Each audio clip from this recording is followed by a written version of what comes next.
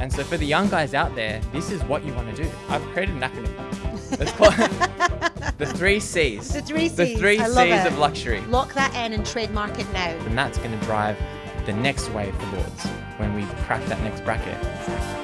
We need to edit this part out. It's exciting. Yeah, I know. I'm excited. It is, isn't it? You've got me excited. I know. I'm ready. Welcome back to episode 2 of Beyond the Build, a podcast that explores the people and processes that shape the way in how we deliver construction. In today's episode, we'll be joined by Andrea Giuffrida, our pre-construction manager who plays a critical role in laying the foundations of our project success. We'll be discussing the unique challenges in pre-construction planning and how the function is evolving through technology and innovations with the shift in client expectations. Can you tell us a little bit about your journey at Lords and what initially attracted you to the company? Okay, well, I saw Jad as not only a founder, but a family man. I'm strong on family values. So we tended to align in the interview more on a value basis. In that sense, I was going from a company that had also come from a family value background. It had grown exponentially. Unfortunately, that ended and I was looking for a similar fit. So Jad met that and we tended to align. Amazing. Now, let's address the elephant in the room. Yes. You left Lords. I did. Who would do such a thing?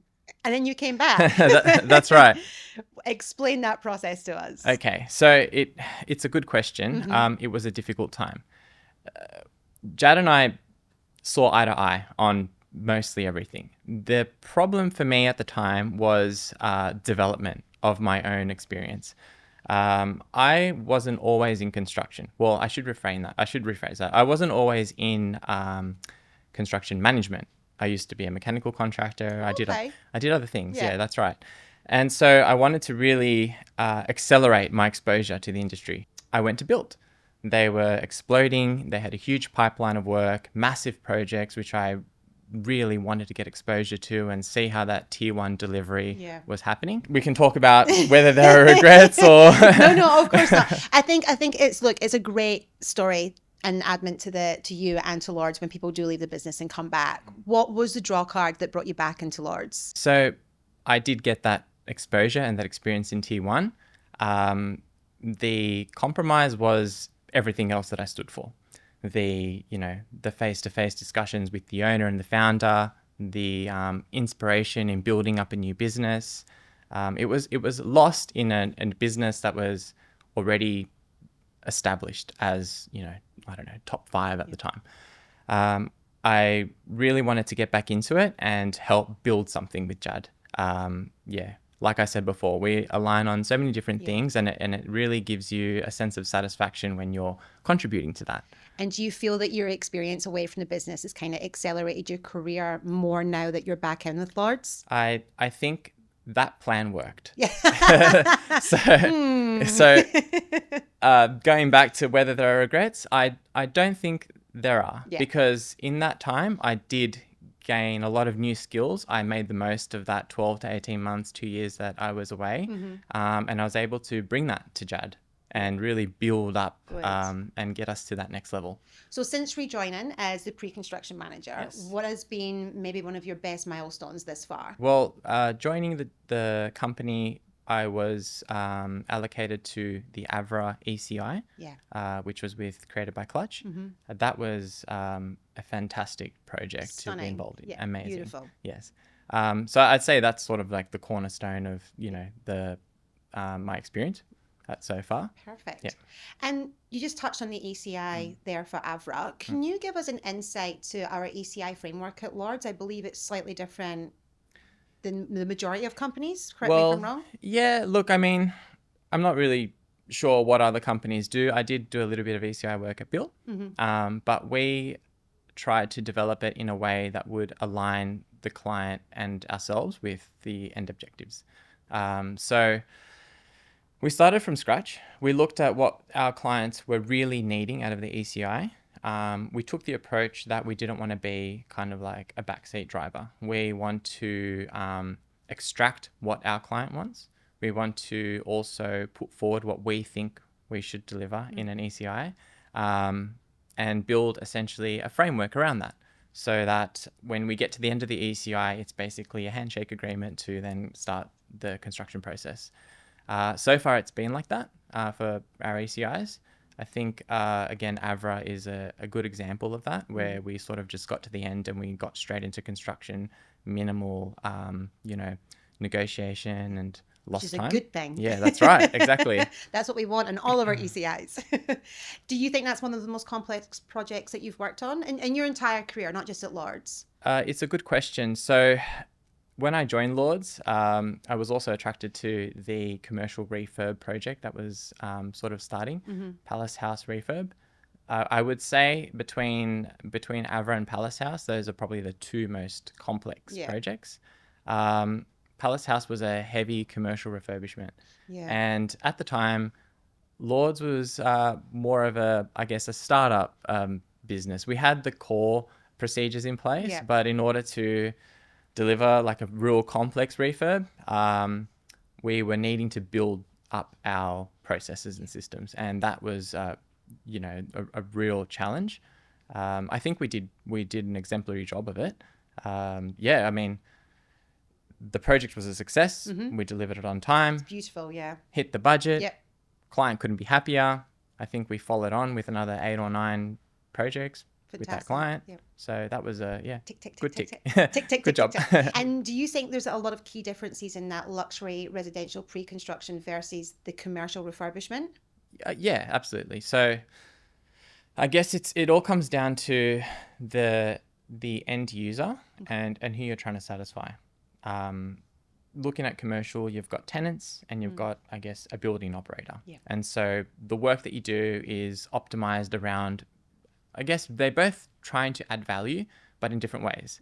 And in the luxury residential space, you're always trying to think of what that end residential owner is going to want. Okay. And so you're delivering to, I guess, you're still delivering a high quality project with minimum defects and minimal operational issues. But when you're going through the actual process of design and consideration, you're thinking about a person who is going to live in your development. So you've got what are his, travel paths to his apartment. You're thinking about optimizing, the lift runs and opening up directly into his apartment, for example, and how can you achieve that convenience level? You're looking at, I guess, improving comfort conditions. Yeah. So where you might just meet performance requirements on a commercial building, you would look at improving or upgrading performance requirements, better acoustics for the apartment, better thermal conditions, maybe more control for the services, all things that you would want to give to an owner as opposed to just occupying a space for the purposes of an office. Well, essentially, you're creating a home for someone Exactly. that they're going to have their kids in, they're Exactly. going to have milestones in for personal life. So it's having that consideration for all those factors to build a home rather than just, like you said, a building that's been occupied. So And our clients are working in the luxury resi space, Yes. so it's always over and above. yeah, You're not skimping on anything. no. Yeah. And do you think the luxury space, I mean, our clients from 5 years ago versus now, do you think there's been a huge change in what the requirements are for luxury? That's a good question. Thank you. So This is what we do. I think it's subtle.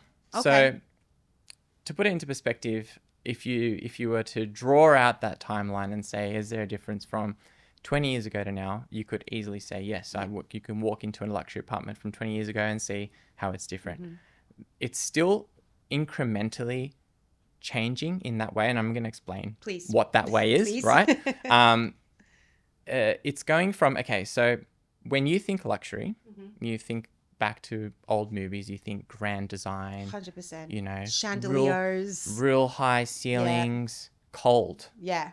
No Cold. personality. Yep. Cold finishes, cold touches. Yeah. It's shifted. Yep. Now, if you look at a luxury design, look at Avra, look at any of the most bespoke projects that we're doing, they're warm. Yep. The palette's changed. It's all shifting towards, I think, what I was touching on earlier, the convenience, the comfort, the control. I've created an acronym. Let's call it The three C's. The three C's. The three I love C's it. of luxury. Lock that in and trademark it now, Lords. Lords Group delivers The to the three three C's of luxury residential. Perfect. What was it again? I don't know. It was convenience, comfort, and control. Let's talk about it. Convenience, comfort, and control. We're changing the script. Hang on, let's go. Convenience. There was no script. We are. So Convenience. what's convenience? Okay, so we'll talk about it. It's the trip. Yeah. So the residential owner, they drive in, they have a parking spot ready for them with a garage that can close for them, a private trip to the lift, a private trip to their unit. The lift opens up directly into the apartment, and not by our control, the site's in the perfect location. Yeah. Luxury, Yeah. right? You're walking 2 minutes to every amenity you want. Of course. So convenience. Tick. Right? So you're not driving, down a long, farmhouse road and, building far away Cobblestones in the and you car can't get out of it. The Ferrari's That's wheels right. are Different. flying off. It's different. That's not luxury anymore. Comfort. Mm-hmm. Like I said before, the cold finishes are disappearing. Done. It's all about warm stones. Yeah. Italian stones, backlit lighting. Timber. That's right. Yeah. Sheer curtains Yeah. and those sorts of things. It really is the brief. Yeah. Surprisingly, I actually didn't realize this until this podcast. There you go. We're learning something new every day. It's in the back of our head. Yeah, of We're course. delivering to it. Yeah, of course. But to put it into words, it really is that. And similarly with control. Yeah. So we have now the integration of smart systems. Walk into an apartment, you want a panel that does everything. And we can do that now. Close the curtains, turn on the blinds. Yeah. It's all happening. Air conditioning is controlled. You do feel really good when you have, even if you've got Siri and it's Siri, turn on the lights, and you just have this feel of, it's going there. Yeah. It's going happening. there. It will be. No, I'm telling you. You think so? Yes. Close? I would say in the next 5 years, everyone will be talking about it. Yeah. But I think it's happening now. Yeah, okay. Where it's beyond the Hey Siri. Yeah. It's the integration of the language models. Chips. Yes. Right now they're working on Outlook. No one likes them. Right? They're annoying. In a minute, you're going to be like, close the curtains. Can you please turn on the oven, preheat to 180? Okay. Done. All from the voice. Yeah, it's pretty incredible, actually. Brings me on to our next question. Which is about technology and innovation in pre-construction. Okay, all right. We've touched on the smart homes and AI slightly. Yeah. In regards to your role and responsibilities, how do you think technology is going to enhance, affect, take over? Look, I think let's separate it. My job's safe. You're safe. There's two aspects to technology. The first aspect is, okay, what technology are we integrating into our projects? Yeah. That we've just talked about that, and we can talk about that for another 3 hours. The other aspect of technology is the construction technology. What technology are we using to successfully deliver these jobs and satisfy the client and make it better? So this is where we're looking at the integration of not just the 360, the 3D 360 technology, but also going beyond that. I think the industry is trending towards 4D, 5D type. Can you explain? Yeah, no, I will. Yeah, please. So right now we do a lot of manual work. Yeah. We look at how we're going to build a project. We, engage consultants to produce a time-lapse model of how the project is going to come together. We work in the 3D space to coordinate. I think it's going beyond that. Okay. Again, we're licensing this. I have a lot of paperwork to do after this. I think we are getting to a stage where we're going to be able to upload a model of quality to be able to extract cost. Oh, wow. Yeah, we're going to be able to extract material. We're going to be able to link that to supply chain, identify early procurement. This is all things we do, by the way. Yeah. But we're doing it manually. So we do it at Lords, but in a manual process. We've got systems that do it. I think that we're getting to a point where we're going to be able to automate this stuff. Okay. Now, it might not happen in the next 5 years, but the industry is trending that way. The construction industry, unfortunately, I believe, is probably the furthest behind in technological advancement. Oh, interesting. Yeah. Okay. Look at how they make cars. Sure. The robots are putting them together. They are actually, to be fair. Right? Yep. Look at how our computers work. we don't even know what happens there. The clouds are automated. Construction is the one industry where everyone is still physically having to touch everything. Very manual. Yeah, that makes a lot of sense. Yeah. I think that trend, it's going to catch up to the rest of, I guess, what the industries are doing. Yeah. Which takes me to another point. We're already seeing that. We're already seeing that in the development and the integration of pod type construction, which is linked to a external manufacturing type construction. Right. So if you think about it, you're creating a pod, which is a pre-finished module that you put into a concrete structure, like a bathroom, and it's you put into a building. We need to edit this part out. We will edit it out. So I I'll need some start water again. in a minute anyway. You're doing great. No, edit. Take two. Take two. A pod is like a pre-finished, let's call it a bathroom. It goes into a concrete structure of a building, and then you finish the building around it. You finish the apartment around it. You close the facade. That pod, theoretically, could be manufactured entirely like you would a vehicle, like a car. It's taking the manual out of the construction. That's the way that I see this industry is trending. And why do you think the construction industry is behind on that technology? Is it because we're very people focused and people based, laying the bricks, the computer work, or is it being purposefully? Okay, so when you look out on the street, you see maybe 100 different models of cars. It's very personal in construction. When you look at a building, no two buildings are alike. Yes, there's similarities. Yes, the bathrooms are laid out almost the same, which brings me to the point of just conforming the thing. But it's personal. Every client wants something different. They all have different preferences. And so to build something bespoke, it's not something that can be easily automated. And that's why you have so much manual labor going into everything, because every single product is unique and different. It needs someone to think about it. We're not at the point where, things are thinking for us in that way yet. Not yet. Right? Not yet. It is at the forefront, but not like 10 One years day back soon. in the construction. But Sure. look, I think we're going that way. We're starting to rationalize, the design of things. And it's happening almost by force, by regulation. So regulation has so many constraints now that there probably is only one way to build, an accessible bathroom, for example. Yeah, okay. They're so strictly designed that you might as well build it in a factory by, the same machines that build cars. Output it on a conveyor belt, pick it up and just put it Drop in it your back building. in, yeah. Because that would be easier. Yeah. The amount of, quality issues we have in, manually trying to build these products to the regulations now is an issue, is a source of defects. Yeah. Look, I mean, that's a trend, I guess. And I think the growing pressure as well with population and lack of housing, we're only going to see more developments like that are built on a conveyor belt, shot out. That's a good point. And we don't want to lose that bespoke 3Cs, convenience, comfort, and control of what we're doing here. Yeah. Which I guess brings me to a really nice segue into the future of Lords and your future here and what you're looking forward to the most. Okay. All right. Completely different direction there.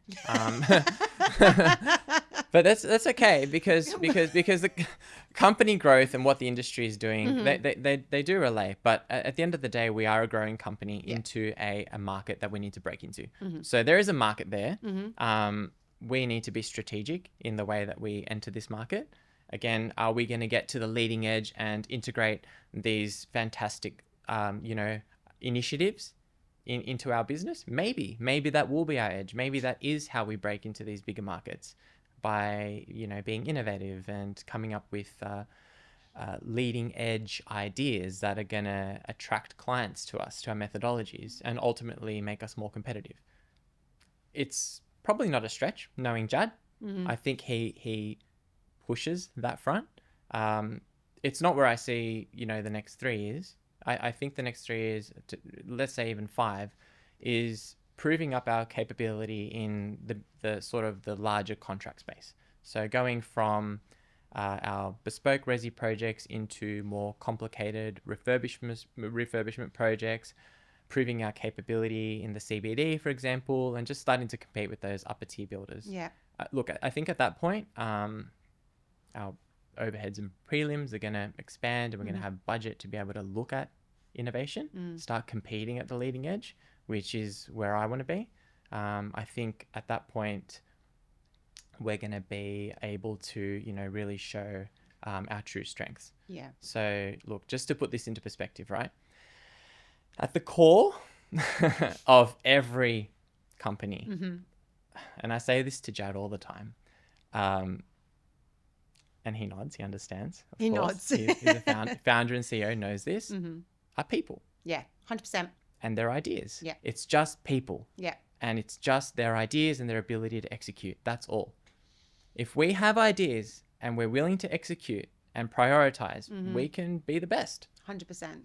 And I think we lose that focus on people a lot in different industries, whereas working for Lords, I feel that it is at the forefront. Everyone has a say, everyone has an idea, everyone's able to have a contribution. Yeah. And I feel, your team is growing quite significantly at the That's minute. right. Maybe if you can talk us through a little bit of the people in your team and what contribution that brings to the mission in Lords. Yeah, of course. Okay. So it's always been a goal to expand, and we need to do it carefully, but we need to do it in such a way that we can continue working forward. We're not reactive. Lords is a proactive company. Yes. We are hiring for the future. So we're looking at the people that we need to bring into the business and upskill now to cater for what is going to inevitably come. We can see the pipeline. We know the projects are coming. The clients are becoming more eager to work with us because we continue to deliver high quality. Yes, we yeah. deliver on time. They're seeing the value. We stick around. We're not leaving at the end of the job, and we're not sinking shell companies and coming up with a new name. We have a brand, and I think as we, as that vision manifests itself, we need to be thinking ahead with our people. So yeah, we are building design capability. We have a diverse team of different stages. So we've introduced a senior design manager role. We've got design managers in the business, and they're all coming up different tiers. And we want to solidify, that design division to offer exactly what we've been talking about. Perfect. Yeah. We pride ourselves in our culture Sure. at Lords, especially coming from a HR background. I think it's something that is incredibly important to the business. We've spoke about people, we spoke about your team. Yes. Can you give us an overview of your perception of our culture, and is it different? Why is it different? And what kind of pushes us at the forefront of industry? My subjective view, Jad is very approachable and exudes a lot of trust. And I think that the relationship within the business in general is trust. There's a lot of autonomy, and with that brings innovation and ideas and motivation. So when you trust your owner, when you trust your leaders, when you trust your managers, you feel more motivated to deliver. Yeah. You believe that at the end of the day, the goals that you're working towards, you're aligned with your managers and that you're going to see the result. There's no deception, and you want to do the right thing. As a good person in general, you want to deliver to the expectations of the business. Yeah. Because it's a mutual trust. That is the core of it. From that, I think everything else stems from that. Yeah, it's a flow through, isn't it? Yeah, it's our push into the new projects. Jad trusts us that we're planning the jobs right, that we're putting in the effort, that we're not taking shortcuts.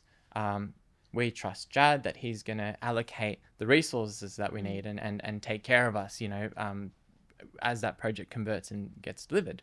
And so I think from that core, everything else comes from it. And going back to that point, it goes back to that strong feeling of values that this company brings, that family value, that you're dealing with a family man and people who have families. It all sort of stems from that for me. Yeah. There's no one sort of cold and corporate that just wants, the profit outcome and nothing else. And sort of it's all driven by financial metrics. So, the opposite of what I'm saying. You're driven by an incentive to receive a bonus. Yeah. And just a bonus. And that's it. And that's it. And it's that's why cold. you come to work. And when you're done, you're finished and you're allocated. Almost like Like a number, like a like number, a number, like a yeah, number. yeah. It's not that. No, So very much not like that. Yeah. Yeah. I think people overcomplicate a good culture, and I think you have hit the nail on the head. Pardon the pun. Yeah. But In construction. in construction. But I think you've hit the nail on the head in regards to it's about trust of leadership and leadership to trust you to do a good job and do the right thing. And I think when we delve into culture, we get so in our heads about we need to create this, we need to do this, we need to look at these aspects, we need to look at these kind of innovations and what we're doing here. But at the end of the day, it's hiring good people who want to do a good job, who take pride in what they do. And of course, we want to be rewarded for that pride. And we are rewarded in regards to the business that we work in, the offices that we get to come into, and working with like-minded people. Yeah, and I think that's, without overcomplicating a good culture, if the business has that, everything else will fall into place. And that's what I'm really passionate about in this business is that Jad, the leadership team, yourself, other people in this business really have that like mind of we want to come to work and do a good job. We don't want to overcomplicate things. We don't want to get dragged into politics and gossip. We want to enjoy the time that we're here because we're here more than what we see our family. Exactly. And I think it's really important that people see that from the outside. Yeah, that's right. Join Lords. careers@lords.com.au. Good segue. Thank you. Thank you. How does Lords encourage you to think outside the box or challenge the status quo? It's pretty simple, actually. In other businesses, I guess, let's just talk generally. Okay. I'm not going to be specific or talk down to any particular business. Please don't. I'll probably have to get a license for it. We won't get in trouble here. But there are frameworks, rigid systems that you need to adhere to. Not within law. There are these systems within Lords. Of course. But these businesses, and particularly larger businesses, set you up to operate in a certain way. It's very hard to modify or amend the system to, I guess, offer improvements or innovations, which is probably the lead of your question. With Lords, it's you're really creating the system as you go. Jad is open to ideas and input. He has a feedback channel where you can literally write an email to a feedback link, and that would get allocated into an overall adoption, I guess, strategy if it's a good idea and following discussion. So and if it's a bad idea, well, if it's a bad idea, we need to argue about it, right? Agree. It's an open discussion. Yeah. If it's a bad idea, look, Jad's never shut something down from the get go. He's always been open to debate, and eventually you would either agree to disagree or you would be aligned. Yeah. And most of the time you are aligned, because the discussion will go on until you can align. Literally, one way or the other. It keeps going. And it's still going. That's right. And so look, that if that's not encouragement, I don't know what is. There is an open feedback loop where you can just continue to put in your ideas and they will be talked about. We build a lot of systems here, and we modify the systems. I go down to sites. I look at how the projects are being delivered. I talk to the teams about the systems that they're using, and I get real feedback. We're real people. I want to hear if something is taking you 2 hours to do, which should take 5 minutes. We should improve it. Yeah. Are we inputting data manually that doesn't need to be recorded? Do we need to know everything that we are collecting and making people do?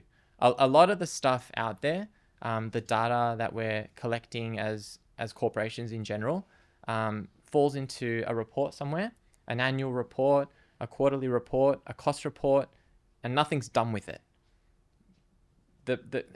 In my experience, the key focuses of most of these reports are literally who's happy, who's unhappy, what are the risks and how are we dealing with them, are we on track and what are we going to do to rectify that, is the client happy? They're the core issues. That's what we need to be focusing on. Are we on track with our procurement? If not, what do we need to do? These are the problems that we want to know about. Yeah. Every other piece of data that we collect, it just falls into a corporate statistic. Yeah. That is done because everyone else is doing it, that we're copying the status quo. That's not what Lords is about. No. We're cut down to the bone, the core issues. That's what we want to know. That's what we want to report on. We want everyone to feel like when they speak, it's about a real problem that we're going to jump on and deal with. Yeah. It's like you said, core comes down to the people. The feedback comes from the people. The changes come from the people. The challenges come from the people, but then those learning opportunities at the same time. So Yeah. I think it's a great outlook for business to have. It just keeps us, it's almost working in lifetime, constantly developing every second of the day. There's no changes to No, it. I agree. Yeah, that's right. It is real time. That goes down to every level. It starts from the top. It starts from Jad. It starts from discussions that Jad and I have and the other leading managers have with Jad, and it goes down to the project level. Yeah. We want to talk to the project managers, and they need to talk to their team. Yeah. Team data. In regards to pre-construction, you have several stakeholders that you have to keep happy at the same time. How do you do it? Look, with me, Yeah. and this is me personally, and I try and build this into templates and try and pass it on. But it really comes down to one thing. We need to be open and transparent with our stakeholders, and that makes everything else streamlined and easy, right? So to manage multiple stakeholders, it is literally having the courage almost to say what you want and have the open discussion with everyone in the group. So yes, we set up meetings, we have forums for these discussions, and we have systems that prompt us to have these forums. But at the end of the day, the meeting is useless if you're not prompting the right answers. So for me, it's all about asking the hard questions. It's about saying, okay, these are the outcomes that I want. Can you deliver? If not, what do you think is a realistic expectation?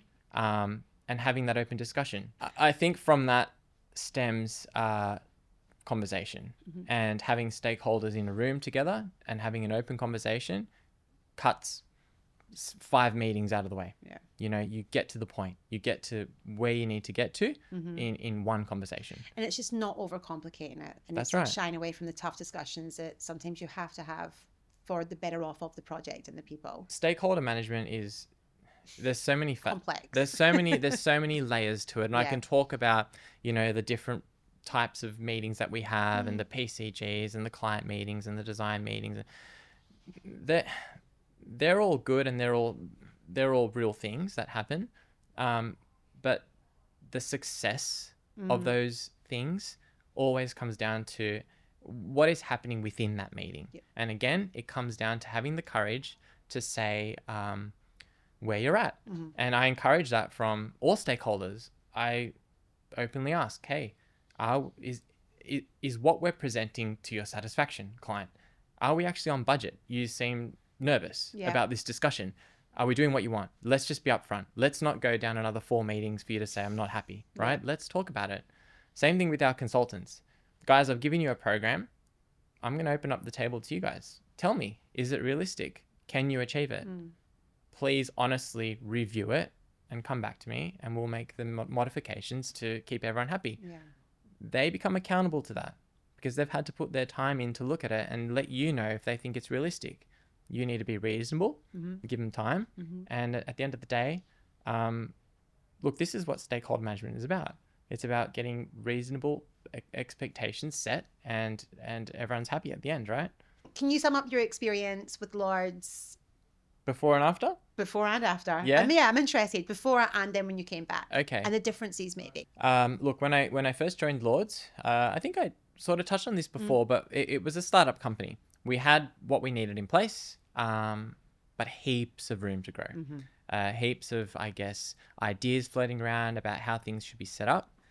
It was an exciting place to be, right?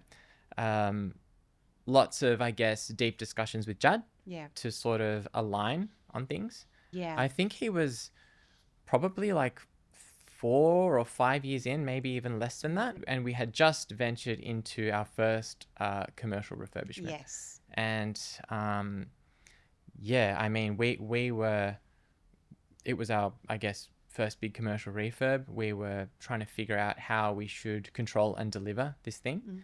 It wasn't by fluke. A lot of consideration and thought went into the processes, and I guess a lot of those processes form the foundations of what we do today. Yeah. I mean, some of the templates and systems that we, I guess, commissioned and developed through that period are still being used today. on our bigger, $60 million jobs, Yeah. because they were thought through and considered and refined in a way that would deliver that complex commercial refurb, but general enough to serve a purpose for the future. Mm-hmm. And I guess that leads me to the how is Lords now, Yeah. right?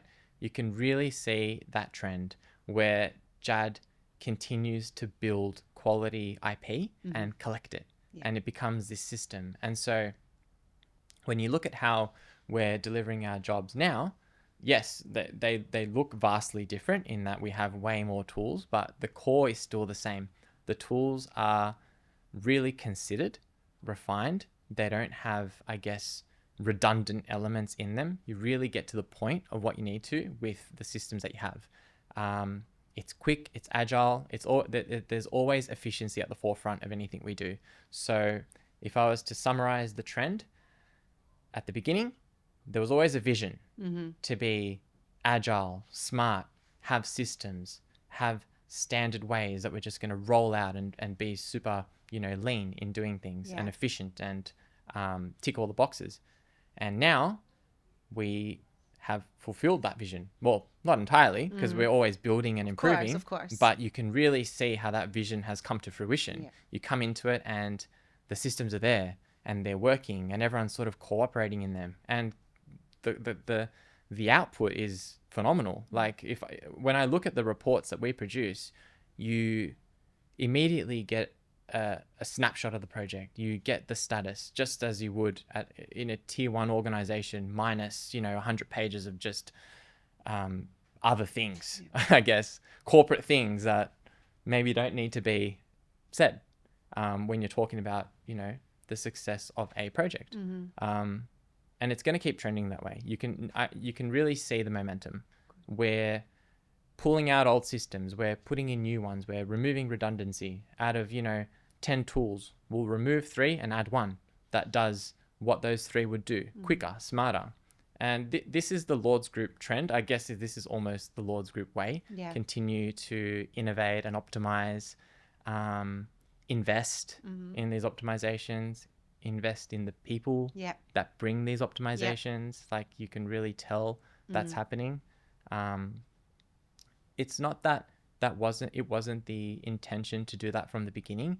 It's that we are now able to, I guess, showcase our ability and attract the people, of course, that we always wanted to be able to do these things. We're now getting the applications in. People are seeing Lords and going, wow, these guys are really performing. How do we get in on that? How are they delivering to that quality? How are they doing it in the same time it takes to just knock up a standard residential building? 100%. It was always there, and now it's just showcased visually more. That's right. And people want to get in on that. Yeah. And that's what we're seeing. So we are bringing the more innovative minds, and we're building those systems, and that's going to drive the next wave for Lords when we crack that next bracket. Exactly. It's exciting. Yeah, I know. I'm excited. It is, isn't it? You've got me excited. I know. I'm ready. Well, I'm excited. Tool belt on. And I think, finally, Andrea, I really would like to get your perspective on something. We have so many people joining the industry, coming in as cadets, starting university, or even coming in completely new to the industry from something else. What advice would you give? Well, speaking from my experience, I was always sort of trying to find where I fit into the industry. Like I said before, I didn't start out in construction delivery. I didn't start out in a building company. I came from a services background. I made my way through contracting. I then, made my way into construction quite late. And to that point, how did I catch up and get to where I got to in that time frame? And it's through just asking what you need to ask to get the answers that you need to grow. A lot of the young guys, I guess, stay in their shell. They're given a task. They have so many questions. Those questions aren't getting asked. They're bottling them up. They're trying to appease their manager and stay silent and just get it done. Yeah. And that's not the best way to grow. No. Unfortunately, growth is painful to both you and your manager because, you need to push the boundaries of your knowledge. You need to have, you need to also make mistakes. hopefully contained. Yeah. Um, And learn from them, hopefully. and learn from them. But yeah, you need to push the boundaries, and that can be painful. That can be tough. You need courage. You need to, I guess, be vulnerable Yeah. and show that you don't know something. I've never had an issue with that myself. And I think I try and encourage that from the younger people as well, to don't be afraid to be vulnerable. There's always someone who's going to know more than you. And there's always going to be someone who showcases that they know more than you. I'm sure we all know a person like that. And Or you we've all don't worked need with to be one. intimidated by that. No. You just need to do what's right for your own journey, for your own growth. And don't be afraid to break outside of the confines that you've been given, and try to do something on the periphery. So if you've been given a task, try and do something a little bit extra on your own. Try and pick up a bit of someone else's work. Don't undercut them. Don't tread on their toes. But if the opportunity comes and you're, given something that's slightly outside your scope, that's not what you shy away from. That's what you want. Yeah. You want to keep picking up scope. And as you do that, and this is a pretty deep piece of advice, Okay, I'm ready. Okay, and we might want to cut this out, but maybe not. As you pick up scope, you create an opportunity where you need to delegate. And the ability to delegate elevates you as a manager. Yes. So you go from being the doer to understanding, to delegating, and your scope grows. So what you're looking at continues to expand. But what you're doing now is you're funneling your knowledge down and passing it on to people under you. And that is development. 100%. That is not only personal development, it's business development. Your company is growing from Organizational growth. That's right. Organic growth. And so for the young guys out there, this is what you want to do. Yeah.